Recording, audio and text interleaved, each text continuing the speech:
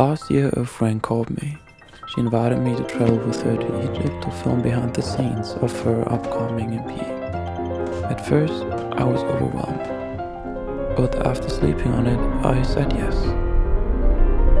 And just a few days later, the journey began. Traveling alone to Cairo was exciting.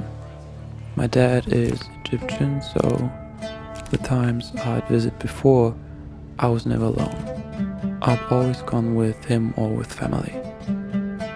This time, I also planned to visit relatives I hadn't seen in nearly 15 years. When I arrived, they had prepared a huge dinner filled with traditional Egyptian food. It was heartwarming to see them again. Soon after, I headed to my friend's place, where she and her producer were already working on music and eating mangoes. Her name is Jasmin, and her artist name is Nuria Noba. Her producer, Jannik, aka Jannik. Both are incredible talented artists and friends I deeply admire. They would sit on the balcony for hours, writing and producing music. Jasmin writing lyrics and singing, Jannik crafting the beats beside her. When their session ended, we headed out. Cairo doesn't have much public transport, so we usually took an Uber. The drivers were very kind. One took us to a cafe where we filmed those colorful funny clips, and later to the Nile where we spent the evening by the water. That night we recorded 3 short interviews, one with each of us, and went to bed. The next day Jannik had to fly back, so Jasmin and I spent the day together. We visited the Citadel, a beautiful historic place full of life. People were praying and chanting, and from up there we truly saw how massive Cairo is. The heat and sunlight drained us, so we returned to our Airbnb. Since Jasmin also has family in Egypt, she stayed with them for the final night. We said goodbye and both got picked up by our families. My family took me to the new Grand Egyptian Museum. On the way there, we passed by the pyramids, a breathtaking moment. Sadly, I wasn't allowed to bring my camera inside the museum. Afterwards, we visited the graves of my grandparents, people I sadly never got to meet. It felt important to spend a moment there, to connect with them in my own way.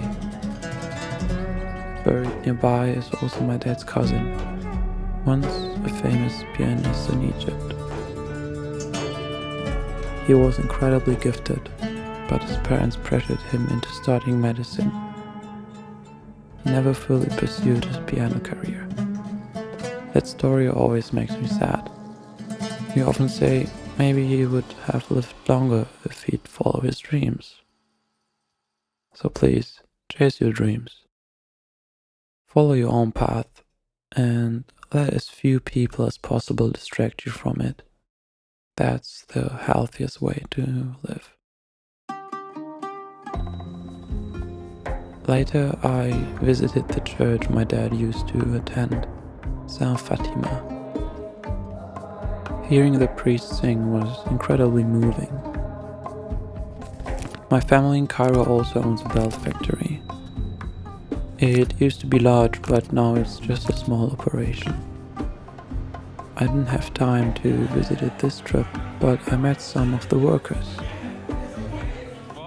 It was a beautiful moment. I'd love to go back one day and make a separate video about the factory and my dad's history there. Let me know if you'd be interested and subscribe so you don't miss it.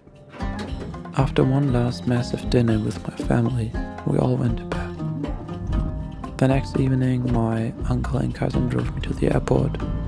At security, I forgot to grab my belt from the tray. When I landed back in Stuttgart, I was missing a belt, but was filled with gratitude. Gratitude for the opportunity to film artists and reconnect with family. Even though I had little filming experience, people believed in me. I could have said no, out of fear or insecurity, but I'm so thankful I said yes. That I allowed myself to step into the unknown. So please, say yes to exciting projects. Even if you feel unprepared, even if you fail, you'll learn. And next time you'll be ready to win. As Chicoria once said, take one step at a time and go ahead and win. I know you can. Until then, all the best. Dennis.